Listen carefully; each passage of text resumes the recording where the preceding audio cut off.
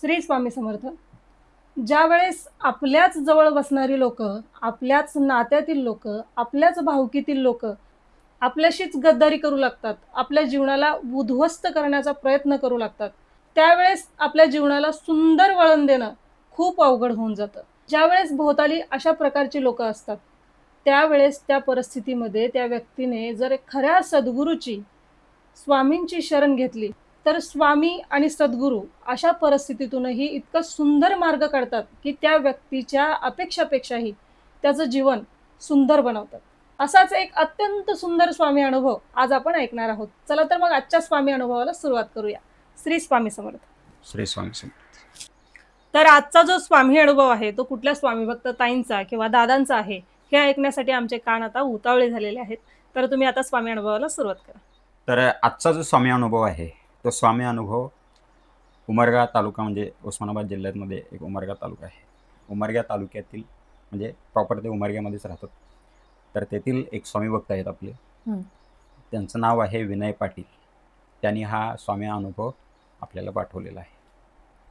तर अत्यंत सुंदर अनुभव आहे. याच्यातून शिकण्यासारखं बरंच काही आहे आणि प्रत्येकाच्या जीवनाशी रिलेटेड आहे एकदम आजच्या परिस्थितीमध्ये. तर त्यांनी जो स्वामी अनुभव पाठवलेला आहे त्याच्यामध्ये आजकालची एक परिस्थिती आहे, सध्याचं वातावरण असं झालेलं आहे की विवाह जमवणं म्हणजे विवाह होत नाहीत मुलांचे, लग्न जुळवणं खूप कठीण होऊन बसलेलं आहे.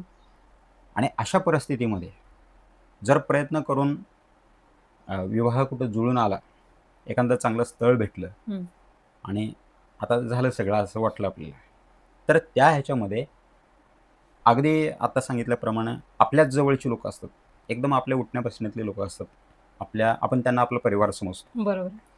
आणि अशा आपल्या जवळ बसणारे आपल्याच नात्यातील किंवा आपल्याच भाऊकीतील असे काही मंडळी असतात, अत्यंत धूर्त लोक असतात.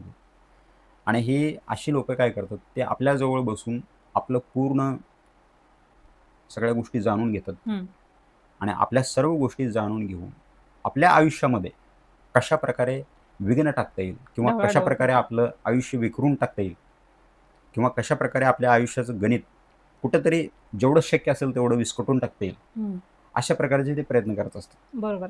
आणि ह्या लोकांना आपण वेळेवरती ओळखत नाही, ही सगळ्यात मोठी समस्या असते. तर अशा लोकांना आपण वेळेवरती ओळखत नाही, अशा लोकांना आपण वेळेवरती ओळखून त्यांच्यापासून आपण दूर होत नाही, सावध होत नाही अशा लोकांपासून. त्यामुळे ते लोक आपल्या जीवनाला अस्ताव्यस्त करतात, आपल्या जीवनाला विखरून टाकण्याचा प्रयत्न करतात, आपल्या जीवनामध्ये जेवढ्या समस्या अडचणी आहेत त्या टाकण्याचा ते प्रयत्न करत असतात. तर अशीच काहीशी घटना त्यांच्या जीवनामध्ये घडली. तर विनय पाटील जे आहेत ते पुण्याला एका सॉफ्टवेअर कंपनीमध्ये सॉफ्टवेअर इंजिनियर आहेत. त्यांना चांगलं पॅकेजसुद्धा आहे वर्षाला आणि स्वभावानं अत्यंत सज्जन व्यक्ती आहे, सरळ साधी व्यक्ती, संस्कारी, लहानपणापासून चांगले संस्कार घरामध्ये, चांगल्या संस्कारात वाढलेले, घरामध्ये आध्यात्मिक वातावरण आहे. त्यांचे वडील दत्तभक्त आहेत, आई स्वामी महाराजांची भक्ती करतात, त्यांचे आजी आजोबा जे आहेत ते वारकरी आहेत. अशा एकंदरीत एक आध्यात्मिक कुटुंब आहे त्यांचं पूर्ण. तर ज्यावेळेस त्यांचं शिक्षण पूर्ण झालं आणि ते एका चांगल्या कंपनीमध्ये जॉबला लागले, त्यावेळेस त्यांचं एक स्वप्न होते की आपल्या गावाकडचं जे घर आहे ते अत्यंत सुंदर रीतीनं बांधून घ्यायचं, शहरी पद्धतीनं. असं शेती आहे त्यांना 8-10 एकर आणि कंपनीमध्ये काम करत करत त्यांनी स्वतःच्या कमाईने, स्वतःच्या कष्टावरती पुण्यामध्ये 2 BHK फ्लॅटसुद्धा घेतलेला आहे स्वतःच्या नावाने. आणि सर्व व्यवस्थित आहे. 2 मोठ्या बहिणी होत्या, त्यांचंही लग्न झालेलं आहे. त्यांचे मोठे जे बंधू आहेत ते नाशिकला डॉक्टर आहेत, ते नाशिकला राहतात ते. तर सर्व व्यवस्थित आहे एकदम. आणि सर्व व्यवस्थित झाल्यानंतर मग आई वडिलांचं एक स्वप्न असतं की मुलांचं लग्न वेळेवरती व्हायला पाहिजे. आणि त्यामध्ये परिस्थिती अशी आहे की आजकाल मुली भेटणं खूप कठीण होऊन बसलेलं आहे. बरोबर. ज्या शिकलेल्या मुली आहेत त्यांच्या तर अपेक्षा एकदम गगनाला गवसणी घालतील अशा अपेक्षा आहेत त्यांच्या. आणि ज्या कमी शिकलेल्या मुली आहेत, 9वी 10वी पास आहेत, 12वी पास नापास झालेल्या आहेत, अशा मुलींच्या सुद्धा आजकाल अपेक्षा इतक्या शिग्याला जाऊन पोहोचलेल्या आहेत की एखादं सरकारी जॉब मिळवणं सोपं असेल, पण मुलगी मिळवणं खूप अवघड झालं, खूप कठीण होऊन बसलेलं. आणि अशा परिस्थितीमध्ये ते गेल्या 10 वर्षापासून, ज्यावेळेस ते वयाच्या 25मध्ये होते त्यावेळेसपासून त्यांच्या लग्नाचे प्रयत्न सुरू आहेत. वयाची 35 वर्ष होईपर्यंत त्यांची सोयरी कुठेही होऊ दिली नाही. ज्या ठिकाणी ते स्थळ पाहणार, ज्या ठिकाणी ते मुलगी पाहून येणार, त्या ठिकाणी त्यांच्याच भावकीतील लोक काहीतरी अशा प्रकारे चुकीची माहिती द्यायचं, त्यांना काहीतरी अशा प्रकारे सांगायचं. असं त्यांनी सांगितलेलं आहे घटना, की त्यांनी आजपर्यंत सुपारीचं खाण जे असतं ते तोंडात कधी घेतलं नाही. आणि त्याने एका ठिकाणी असं एक चांगलं स्थळ त्यांना भेटलेलं होतं. त्या ठिकाणी ते जाऊन पाहून आले, सर्व व्यवस्थित झालं. ते पण इकडे येऊन पाहून गेले सर्व, घर, शेती वगैरे जे काय आहे ते सर्व झालं. आणि गोष्ट फायनलपर्यंत पोहोचणार इतक्यामध्ये त्यांच्याच भावकीतील एका व्यक्तीने त्यांना फोन करून, त्यांचा नंबर मिळवून फोन करून त्यांना सांगितलं, की मुलगा पुण्याला सॉफ्टवेअर इंजिनियर आहे, सगळं मान्य, पैसा आहे भरपूर, घर, शेती सगळं व्यवस्थित आहे, पण नशा करतो मुलगा, तो दारू पितो आणि पुण्याला वाईट मित्रांच्या संगतीत आहे. ते तुम्हाला दाखवत नाही. तुम्हाला खात्री जर पटत नसेल तर तुम्ही बाहेरून माहिती काढू शकता. अशी खबर भेटल्यानंतर कुठला बाप आहे जो आपली मुलगी अशा मुलाला देईल, किंवा कुठली आई आहे अशी जी अशा मुलाशी आपल्या मुलीचं लग्न लावून देईल? बरोबर. तर ते स्थळ त्याने जुळता जुळता ते स्थळ मुळीत निघालं. अशा प्रकारे बऱ्याच ठिकाणी त्यांनी पाहिलेलं होतं. जवळपासच नाही, इथंच त्यांच्या तालुक्याच्या जवळपास किंवा त्यांच्या नात्यामध्येच नाही, तर अगदी नात्याच्या बाहेर आणि बाहेरच्या जिल्ह्यामध्ये लांब लांबपर्यंत पाहिली स्थळं. पण त्यांची जे भावकी आहेत इथंपर्यंत, की त्यांच्या भावकीशी हात मिळवून त्यांच्या आत्याने ह्याच्यामध्ये सामील झाले होते. आत्या त्यांनी सुद्धा ह्या भावकी लोकांशी हात मिळवून त्यांची 2-3 चांगली स्थळं आलेली त्यांनी अशी मोडली. आत्याने, त्यांच्या सख्या आत्याने. विचार करण्याची गोष्ट आहे. खरं. म्हणजे किती लोक आपल्या वाईटावरती टपलेले असतात, आणि असं करून काय भेटतं ह्या लोकांना. आणि त्यासाठीच पूर्वीपासून लोक सांगायचे, आपले पूर्वज सांगायचे, की सगळ्यात मोठा जर तुमचा शत्रू कोण असेल तर आपली भावकी, तर तो तुमचा भावकी आहे. एखाद्या तुमच्या वाईट गोष्टीला, तुमच्या बदनामीला, किंवा तुम्हाला समाजामध्ये जर तुमची इमेज खराब करण्यासाठी पहिलं जर पाऊल कोण उचललं असेल, पहिला शब्द जर तोंडातून कोणी काढलेला असेल, पहिलं जर असं खराब काम जर कोणी केलेलं असेल, तर ती तुमच्या भावकीतील व्यक्ती. आणि शास्त्रामध्ये सुद्धा असं सांगितलेलं आहे, की चांगली भावकी ज्याला भेटलेली आहे, सज्जन भावकी ज्याला भेटलेली आहे, तो प्रत्यक्षात पृथ्वीवरती स्वर्गामध्ये राहत आहेत. आणि ज्यांना अशा प्रकारची भावकी भेटलेली आहे, आणि जे अशा प्रकारच्या भावकीवरती डोळे झाकून विश्वास ठेवतात, ते भावकी लोक अशा लोकांचं जीवन सहज, एकदम अत्यंत सहजरीतीने उद्ध्वस्त करून टाकतात. तर त्यामुळं आपले पूर्वज सांगायचे, की भावकीवरती, एखाद्या शत्रूवरती डोळे झाकून विश्वास ठेवा, पण भावकीवरती ठेवून का? कारण भावकी आपल्याला जेवढी सहाय्यक आहे त्याच्यापेक्षा धोकादायक सुद्धा आहे जास्त. आणि या गोष्टीचा अगदी प्रत्यक्ष अनुभव विनयदादांना आला. त्यांच्या वयाच्या 35 पर्यंत त्यांची सोयरी कुठेही जुळू दिली नाही. अत्यंत चांगली चांगली स्थळं त्यांना चालून आली होती, आणि यांनी सुद्धा कितीतरी चांगली चांगली स्थळं पाहिलेली होती. जवळपास 50-60 स्थळं, चांगली चांगली स्थळं आलेली ह्या भावकी लोकांनी आणि त्यांच्या नात्यातील अशा विकृत मानसिकता असलेल्या लोकांनी माघारी काहीही उलटसुलट शिकवून, माघारी काहीही उलटसुलट चुगल्या करून, काही चुकीच्या गोष्टी सांगून पसरवून यांची स्थळं मोडीत काढली, लग्न जुळूच दिले नाहीत. आणि ज्या वेळेस अशा प्रकारे स्थळं मोडायला लागली, त्यावेळेस यांच्या मानसिकतेवरती त्याचा खूप गंभीर परिणाम होत गेला. त्यांना खूप चिंता वाटायला लागली, ते खूप विचार करायला लागले, की आपल्या आयुष्याचं काय होणार. आपण तर एवढं सुंदर गणित पुढचं सगळं आखलेलं होतं, आपण असं करू तसं करू वगैरे वगैरे. त्यांची जी काय स्वप्न होती ते सगळी, तर ती सगळी स्वप्न आता मोडीत निघणार. आणि त्या चिंतेमध्ये ते सतत राहायला लागले, आणि त्याचा परिणाम त्यांच्या आरोग्यावरती झाला. चिंता खूप वाईट गोष्ट असते. शास्त्रामध्ये असं सांगितलेलं आहे, की चिंता जर माणसाला एखाद्याला लागली, चिता जी आहे, चिता आपल्याला मृत्यूनंतर जाळून टाकत असते, आणि चिंता जी आहे ती आपल्याला जिवंतपणे जाळून टाकत असते. बरोबर आहे. त्यामुळं आपल्या धर्मग्रंथामध्ये सुद्धा, शास्त्रामध्ये संतांनी सुद्धा असं सांगितलेलं आहे, की चिंता से चतुराई घटे, घटे रूप और ज्ञान, चिंता बडी अभागनी, चिंता चिता समान. म्हणजे चिंता केल्यामुळं आपलं जे रूप आहे, सौंदर्य आहे, आपली जी बुद्धिमत्ता आहे, आपले जे कौशल्य आहे, आपल्या ज्या क्षमता आहेत, त्या सर्व गोष्टीवरती याचा परिणाम होत असतो. आपल्या आरोग्यापासून प्रत्येक गोष्टीवरती याचा परिणाम होत असतो. आणि अगदी तसंच घडलं. त्यांचं आरोग्य ढासळत गेलं, त्यांच्या रूपावरती त्याचा परिणाम झाला, त्यांची केस गळून गेली, आणि वयाच्या 35 मध्येच त्यांना टक्कल पडलं. आणि ते एक कारण अशा प्रकारे हे झालं हं. की येणारी स्थळं पाहून गेले की ते मुलाला टक्कल आहे म्हणायचे, केस गळालेले, हं. मुलगा म्हातारा दिसायला लागले, असं काही बोलायचे आणि निघून जायचे ते. परत त्यांच्याकडून काय प्रतिक्रियाची यायची. रिप्लायच द्यायचा नाही हां. काय. असं होत होत नंतर ऑटोमॅटिक लग्न मोडायला लागले. मग सर्व काही चांगलं असताना केवळ डोक्यावरती केस नाहीत म्हणून स्थळ मोडायला लागली नंतर. बरोबर. आणि त्यातूनही एखादं जुळलं तर मग भावगी होतीच मोडायला. तर हे असं होत होत होत परत 4-5 वर्ष पुढे गेले. वयाच्या 40व्या वर्षाला येऊन पोहोचले ते. आणि त्यावेळेस मात्र मग त्यांच्या आईंना आणि त्यांच्या वडिलांना खूप चिंता सतावायला लागली. हं. आणि मुलाचं लग्न होतंय की नाही? एवढं सगळं चांगलं केलंय आपण. आयुष्यात कधी कोणाचं काडीचं सुद्धा वाटोळं केलेलं नाही. कोणाचं कणभर सुद्धा कधी काही नुकसान केलेलं नाही. हं. स्वप्नात सुद्धा कुणाचं अहित चिंतलं नाही कधी. कोणाबद्दल कधी आपण एक ब्रश शब्द सुद्धा वाईट बोललेलं नाही कधी. आणि जेवढं शक्य असेल तेवढं लोकांशी आपण चांगलं वागत आलेलो आहोत. जे लोकं आपलं नुकसान करायला लागलेले आहेत भावकीतील, हं. समाजातील किंवा नात्यातील.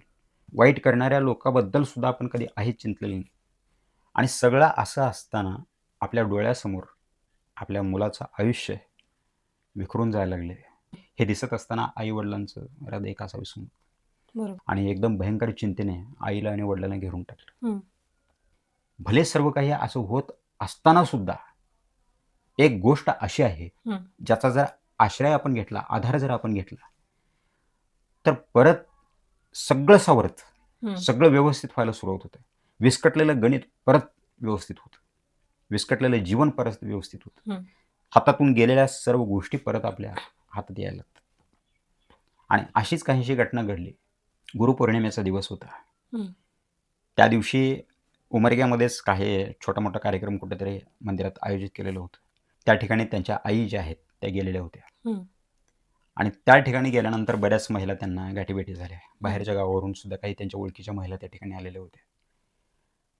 तर दर्शन वगैरे झालं. तिथं जे काही कार्यक्रम होता तो पार पडला. त्यानंतर प्रसाद वगैरे घेऊन ते मंदिराच्या प्रांगणामध्ये बसलेले होते सगळे. आणि बसलेले असताना त्या ठिकाणी एक त्यांच्या ओळखीची महिला त्या ठिकाणी गाठ पडली. हं. आणि ओळखीचे लोकं भेटले की आपण आपली व्यथा जी आहे आपल्या हृदयातलं व्यक्त थोडं करतात. व्यक्त करत असतो. तर त्या पद्धतीने त्यांनी सांगितलं की असं-असं प्रकार घडायला लागलेत. हं.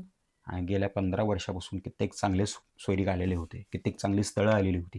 आम्ही कित्येक चांगली स्थळं पाहिलेली होती. हं. पण ह्या भावकीच्या लोकांनी सगळं उद्ध्वस्त करून टाकलं माझ्या मुलाचं आयुष्य.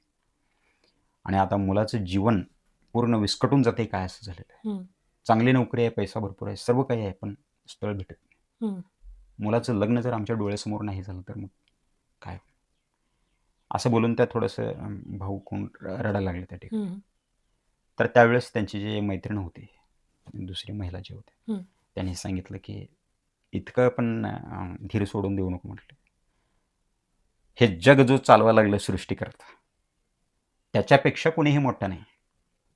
कोणीही किती आपलं विस्कटून टाकण्याचा प्रयत्न जरी केला, हं. कोणी कितीही जरी आपलं अहित चिंतून बसलं, कितीही कोणी आपलं वाटोळं करण्याचा प्रयत्न केला, तरीसुद्धा सावरणारा तो परमात्मा इतका शक्तिशाली आहे. तो पूर्ण जगाचं नियंत्रण करत आहे. पूर्ण जग त्याच्या सत्तेवर चालत आहे. हं.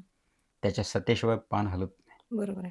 आणि कुणीही स्वतःच्या बुद्धीने, आपल्या शक्तीने, आपल्या परिश्रमाने, प्रयत्नाने जर आपलं वाटोळ करत असेल, तरीसुद्धा आपण जर त्या परमात्म्याची जर खऱ्या शुद्ध अंतःकरणानं जर शरण घेतली, आपल्या जीवनाचे जे विस्कटलेलं गणित आहे, आपलं जीवन जे विस्कटून चाललेलं आहे, तो सावरण्यासाठी तो समर्थ आहे. मग त्यावेळेस त्यांच्या आईने सांगितलं, की मी खूप व्रत उपवास पण केलेले आहेत, खूप देवधर्म पण केले, पण मुलाचं लग्न काय जुळून येत नाही. सर्व काही करून बसलेलं आहे, सर्व उपाय झालेले आहेत, सर्व हं. दोष वगैरे सगळे जे काही आहे ते सर्व शांती करून सर्व काही केलेलं आहे. केलेलं आहे. त्यावेळेस त्या ताई ज्या होत्या त्यांनी सांगितलं, की इतका पण धीर सोडू नकोस. हं. तू पण स्वामी भक्त आहेस, मी पण स्वामी भक्त आहे. हं. तुझ्याकडूनच मला स्वामी भक्तीचा प्रसाद भेटलेला आहे. हं. तुझ्यामुळेच माझ्या जीवनात स्वामी भक्तीला सुरुवात झालेली आहे. आणि तूच अशी हतबल झालीस, स्वामीवरचा असा विश्वास जर डगमगायला लागला तर कसं होईल? हं. तर त्यावेळेस तिने सांगितलं, की स्वामींना पण खूप प्रार्थना केली मी, खूप काही केलेलं आहे, पण काही फरक पडत नाही. त्यावेळेस त्या महिलेने, त्या ताईने त्यांना सांगितलं, की माझ्या लहान मुलाचं पण असंच चाललेलं होतं. हं. बऱ्याच ठिकाणी स्थळं अशीच होऊन मोडली. त्यावेळेस मी स्वामींना संकल्प केला, प्रार्थना केली हं. आणि 21 पारायण करण्याचा मी संकल्प केला. हं. तर माझ्या मुलाचं लग्न व्यवस्थित रीतीनं पार पडलं आणि मुलगीसुद्धा चांगली भेटली. त्याला साजेशी हं. मुलगी भेटली आणि त्याचा संसार आज व्यवस्थित चालू आहे. तर तुझ्याकडून मला हे स्वामी भक्तीचा प्रसाद भेटलेला आहे, मला फायदा झाला. तर तुला काय होणार नाही. तू पण संकल्प कर आणि पारायण करायला सुरुवात कर. त्यावेळेस त्या ताईंना थोडासा धीर आला आणि ते म्हटले, की खरोखर आपण पारायण करतो, पण संकल्प करून आपण पारायण केलेलं नाही. तर संकल्प करून पारायण करून पाहायला पाहिजे आपण. त्यावेळेस ते घरी आले आणि घरी आल्यानंतर जो पुढे गुरुवार येत होता, त्या गुरुवारीच त्यांनी सर्व सामग्री एकत्रित केली हं. आणि गुरुवारीच स्वामी चरित्र सारामृताचं 21 पारायण करण्याचा संकल्प त्यांनी केला हं. आणि सुरुवात केली त्या दिवसापासून. आणि आश्चर्याची गोष्ट, केवळ 5 पारायणं त्यांची पूर्ण झालेली होती. हं. 6व्या पारायणाला सुरुवात करणार होते ते आणि त्या दिवशी त्यांच्या पतीच्या मोबाईलवरती एक फोन आला आणि घरात पत्नीचं पारायण चालू असल्यामुळे ते बोलत बाहेर निघून गेले. फक्त त्यांच्या कानावरती एवढेच 2 शब्द पडले, की कुठलं स्थळ आहे, असं त्यांचे पती बोलत बोलत बाहेर निघून गेले. आणि त्यांना आतून अचानक असं म्हणजे आतूनच त्यांना असं वाटायला लागलं, की बहुतेक आता होणार, सर्व व्यवस्थित होणार. ते खूप एकदम दृढतेनं, श्रद्धेनं पुढचं पारायण करायला सुरुवात केली. पारायण पूर्ण झालं. पारायण पूर्ण झाल्यानंतर पतीला त्यांनी जेवण वगैरे झाल्यानंतर दुपारच्या वेळेस विचारलं, हं. की कुठला फोन आलेला होता. त्यावेळेस ते म्हटलं, की काय विशेष नाही म्हटलं, असं खूप यायला लागलेत, पण काय आता काय होणार काय माहिती नाही. पण आलेलं आहे एका ठिकाणी, चांगली मुलगी आहे आणि ती पण जॉबवरती आहे पुण्याला आणि चांगलं पॅकेज पण आहे तिला. आणि ते म्हणत होते, की बोलून पाहूया आपण. तर मी हरकत नाही म्हणून सांगितलं त्यांना, म्हटलं बोलून पहा तुम्ही. मुलाचं जे काय बायोडाटा आहे ते सगळं पाठवतो आम्ही, त्यांना पाठवतो, मी बोलून घ्या त्यांच्याशी. असं झालं म्हटलं बोलून. त्यावेळेस ते त्यांच्या पतीला म्हणाले, की मला एक गोष्ट तुम्हाला बोलावीशी वाटायला लागली मनातली. हं. तर ते म्हटले, बोल काय बोलायचं तुला. तर ते म्हटले, की मला असं वाटतं की हे स्थळ 100% जुळून येणार हं. आणि आपल्या मुलाचं लग्न होणार. ते म्हटले, की चांगली गोष्ट आहे म्हटले, मला पण तेच अपेक्षित आहे, व्हायला पाहिजे. हं. पण इतके स्थळ मोडलेले आहेत, की त्याच्यामुळे आता काय राहिलंच नाही म्हटलं त्याच्यामध्ये. विश्वास राहिलेलाच नाही, हं. खात्री वाटत नाही. हं. आणि पुढची जी पारायणं राहिलेली होती ती ताईने सुरू केली. 15 पारायणं पूर्ण झाली त्यांची. 16वं पारायण सुरू होतंय. हं. 16व्या पारायणाला ज्या व्यक्तीने फोन केलेला होता, त्या व्यक्तीचा परत फोन आला. हं. आणि ते म्हणाले, की मुलगा आम्हाला पसंत आहे, त्यांचा होकार आहे. मुलीचा बायोडाटा तुम्हाला पाठवलेला आहे. तुम्ही सर्वजण विचार करा हं. आणि तुमचं काय आहे ते कळवा. हं. होकार नकार. ते म्हणाले ठीक आहे. आणि त्या दिवशी रात्री सर्वजण एकत्र बसले. मुलाला त्यांनी सांगितलं सगळे अशी गोष्ट आहे आणि असं असं स्थळ आहे एक आणि त्या मुलीचा फोटो तुला पाठवतोय आम्ही. त्यांना मुलगा पसंत आहे असं त्यांनी कळवलेलं आहे. आणि तो फोटो वगैरे बायोडाटा जे काय आहे ते पाठवतोय आम्ही, ते पाहून घे. मुलगी पण पुण्यातच आहे जॉबवरती. तर तुझं काय आहे ते आम्हाला कळव, म्हणजे आम्ही पुढं कळवू इकडं. मग त्यांनी मुलाला तशा प्रकारे सर्व पाठवलं, फोटो वगैरे पाठवला, बायोडाटा पाठवला. मुलांनी पाहिलं. मुलाला पण मुलगी पसंत पडली आणि स्थळ पण चांगलं होतं आणि मुलाने होकार दिला, मुलगी पसंत आहे. आणि यांनी मध्यस्थी जो करणारे होते व्यक्ती, त्यांना कळवलं की मुलाला पण मुलगी पसंत आहे आणि पुढचं जर काय बोलणं करायचं असेल तर आपण करू शकतो आता पुढं काय असेल. तर अशा प्रकारे सर्व व्यवस्थित होऊन आलं. आणि ज्या वेळेस त्यांचं 19वं पारायण सुरू होतं, त्यावेळेस एक मनातून यांना धाकधूक सुरू होती, की जास्त जर वेळ आपण घालवला आणि परत जर नात्यातील लोकांना समजलं, भावकीतील लोकांना जर समजलं हे, तर परत कुठून तरी कोणीतरी मीठ टाकण्याचा प्रयत्न करणार. परत हे सगळं स्वैरिक जे आहे ते विस्कटून टाकतील, स्थळ जे आहे ते मोडून टाकतील. मग ते एक ह्याच्यामध्येच होते. आणि बऱ्याच म्हणजे जे स्वैरिक असे करताना ते एकदम गुप्त रीतीनंच, म्हणजे कोणालाही कळू नये अशा पद्धतीनंच ते करायचे. कारण ही मंडळी एवढी शातीर डोक्याची होती की ते बरोबर कुठून ना कुठून माहिती काढायची आणि बरोबर ते मीठ मिसळायचे. त्यामुळं ते सावध होते. सावध होऊन सगळ्या गोष्टी चाललेल्या होत्या. हं. आणि विनयदादांचे जे वडील आहेत त्यांनी समोर सांगितलं स्वतःहून हं. की असे प्रकार घडत आहेत आमच्या इकडं, आणि तुम्हाला काय माहिती आहे ना ते प्रत्यक्ष तुम्ही समोर येऊन घेऊ शकता. मुलगा कुठं जॉबला आहे त्या ठिकाणी पाहू शकता. तुम्हाला काही चुकीची इन्फॉर्मेशन कुठेही भेटू नये. कुठल्याही गोष्टीची तुम्हाला म्हणजे अगदी व्यसनापासून ते कुठल्या वाईट सवयीपर्यंत काय आहे का याची खात्री तुम्ही स्वतः करू शकता. हं. कंपनीतले जे मित्र आहेत त्यांच्या कंपनीमध्ये जे त्यांच्यासोबत काम करणारे आहेत हं. किंवा तू जिथं राहतोय त्या ठिकाणी माहिती पूर्ण तुम्ही काढू शकता. असं सर्व सांगितलं नाही. ते म्हणाले की आम्हाला याची काही गरज वाटत नाही, कारण आतापर्यंतचा जो आपला व्यवहार झालेला आहे तो एकदम संस्कारी कुटुंब आहे असं आमच्या लक्षात आलेलं. आणि ताईंचे 21वं पारायण पूर्ण झालं. पूर्ण झाल्यानंतर पुढच्या 15 दिवसामध्ये साखरपुडा मुहूर्त काढला त्याने. आणि ज्यावेळेस साखरपुड्याचा मुहूर्त ठरला, तारीख ठरली, त्यावेळेस सर्व लोकांना ह्या मंडळींना समजलं की लग्न ठरलेलं, लग्न जुळून आलेलं आहे.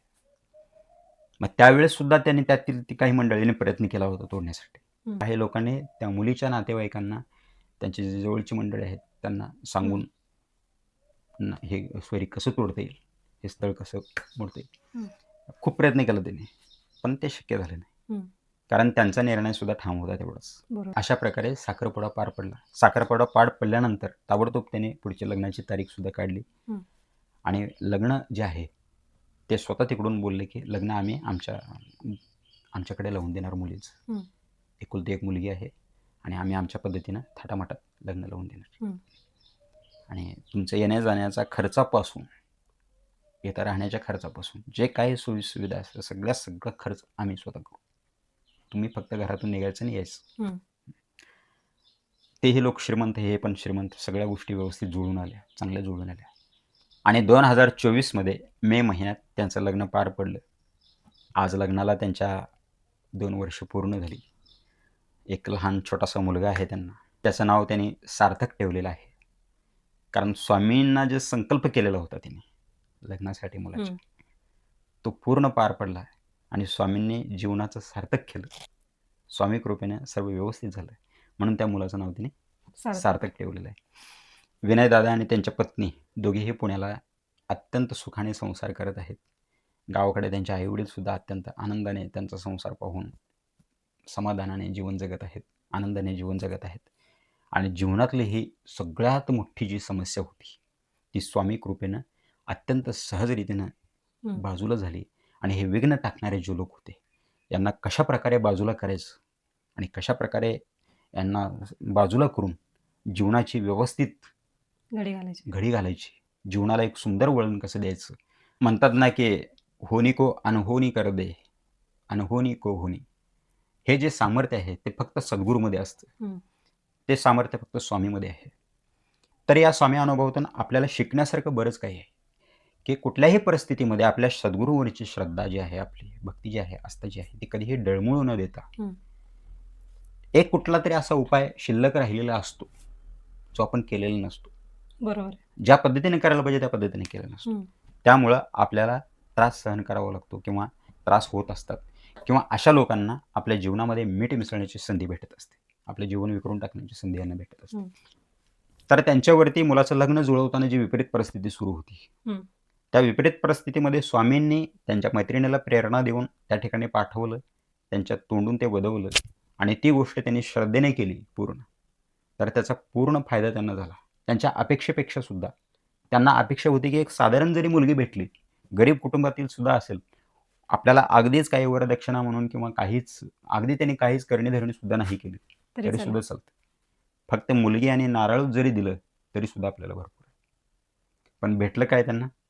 पण स्वामींनी त्यांना असं काय त्यांच्या पदरात दिलं की मुलीला सुद्धा चांगलं पॅकेज आहे, सासर सुद्धा अत्यंत श्रीमंत आहे, एका सुद्धा त्याने रीतिरिवाजाला, परंपरेला किंवा ज्या काही गोष्टी आहेत करणी धरणी वगैरे, त्या गोष्टीत कुठेही कमी पडत नाहीत. पाहिजे तेवढा पैसा हे करून ते करतात. याच्यापेक्षा आणखीन काय हवं असतं माणसाला? त्यांची जी अपेक्षा होती त्याच्यापेक्षा सुद्धा कितीतरी चांगलं स्थळ त्यांना भेटलं. आणि त्यांच्या आईने असं सांगितलेलं आहे की मुलासाठी जेवढी 50 स्थळ येऊन गेली होती त्या स्थळापेक्षा हे स्थळ अत्यंत चांगलं आहे, सगळ्यात मोठं स्थळ आलं. हं. सगळ्यात चांगलं स्थळ आलं आणि मंडळी सुद्धा सगळे चांगले आहेत. अत्यंत माणुसकीची मंडळी आहेत सर्व सासऱ्याची त्यांच्या. तर अशा प्रकारे सर्व विस्कटलेलं गणित स्वामींनी घालून दिलं. तर यातून आपण एकच शिकायचं, की कधीही आपल्या जीवनामध्ये अशी जर घटना घडत असेल आणि आपलेच लोकं जर आपला घात करत असतील, आपलं जीवन विकरून टाकण्याचा प्रयत्न करत असतील, तर त्यावेळेस शुद्ध अंतःकरणानं, शुद्ध मनानं आपल्या सद्गुरूंची शरण घ्या. हं. सद्गुरूंची शरण घेऊन ज्यावेळेस आपण पूर्ण सद्गुरूंच्या चरणी समर्पित करून, वाहून टाकून, स्वामींच्या चरणी वाहून टाकून, आपण ज्यावेळेस संकल्प करून एखादी गोष्ट करायला सुरुवात करतो, त्यावेळेस त्याचं प्रत्यक्ष फळ आपल्याला, परिणाम आपल्याला पाहायला भेटतात. हं. आणि अपेक्षेपेक्षा चांगलं फळ आपल्याला त्याचं भेटतं. आणि दुसरी गोष्ट, अशा लोकांपासून कसं सावध राहायचं, असे लोक काय काय करू शकतात आणि आपल्या अगदी एकदम निकटवर्ती जे लोक आहेत, आपल्या जवळचे जे लोक आहेत, हं. सख्या आत्या त्यांच्या भावकीबरोबर सामील झाले. तर असे प्रकार जे घडत असतात, अशा लोकांपासून सुद्धा कसं सावध राहायचं, अशा लोकांना कसं ओळखायचं, हं. हे सुद्धा आपल्याला या प्रसंगातून, या स्वामी अनुभवातून आपल्याला शिकायला भेटतं. हं. अत्यंत सुंदर स्वामी अनुभव आहे आणि अशी जर समस्या एखाद्या साधकांच्या जीवनामध्ये, स्वामी भक्ताच्या जीवनामध्ये जर सुरू असेल, तर त्यांना मी अवश्य सांगू इच्छितो, की तुम्ही सद्गुरूंना, तुम्ही भले कुठल्याही क्षत्रिय ब्रह्मनिष्ठ संतांना तुम्ही गुरु मानत असाल, सद्गुरू मानत असाल, त्यांची किंवा स्वामींना जर तुम्ही गुरु मानत असाल, तर स्वामींची संकल्प करून एखादी सेवा घ्या, संकल्प करून एखादी उपासना सुरू करा, एखादी साधना सुरू करा. संकल्प करून एखादा पारायण वगैरे सारखी जी गोष्ट आहे, असं सुरू करा तुम्ही संकल्प करून. तर तुमचा संकल्प तुम्ही जे केलेलं आहे, ते संकल्प अजून पूर्ण होत नाही, तोपर्यंत आपल्याला त्याचे चांगले परिणाम पाहायला भेटतात. आणि हे अनेक साधकांचा, अनेक स्वामी भक्तांचा अनुभव आहे असं. तर सर्वांना मी एवढं सांगेन, की स्वामीवरची श्रद्धा, सद्गुरूंची श्रद्धा जी आहे आपली, ती कधीही डळमळू देऊ नका. आणि सगळे मार्ग जरी बंद झाले, अगदी काहीच मार्ग शिल्लक राहिलेला नाही, आता आपण काहीच करू शकत नाही, सगळं संपलं असं वाटतं, त्यावेळेस सुद्धा स्वामी, सद्गुरू आपल्याला असा एक मार्ग काढून देतात, की जीवनाची परत तिथून नव्याने सुरुवात होते आपली. तर कितीही परिस्थिती वाईट आली, तर त्याही परिस्थितीमध्ये आपल्या सद्गुरूवरची आणि आपल्या स्वामीवरची श्रद्धा, भक्ती, आस्था जी आहे, ती कधीही ढळमळू देऊ नका. एकनिष्ठपणे भक्ती करत राहा. श्री स्वामी समर्थ. श्री स्वामी समर्थ. तर आजचा आपण विनयदादांचा स्वामी अनुभव ऐकलेला आहे. तर हा स्वामी अनुभव तुम्हाला आवडला असेल तर व्हिडिओला लाईक करा, जास्तीत जास्त शेअर करा आणि आपल्या चॅनलला सबस्क्राईब करायला अजिबात विसरू नका. भेटूया अशाच दिव्य स्वामी अनुभवासोबत पुढील व्हिडिओमध्ये. तोपर्यंत श्री स्वामी समर्थ.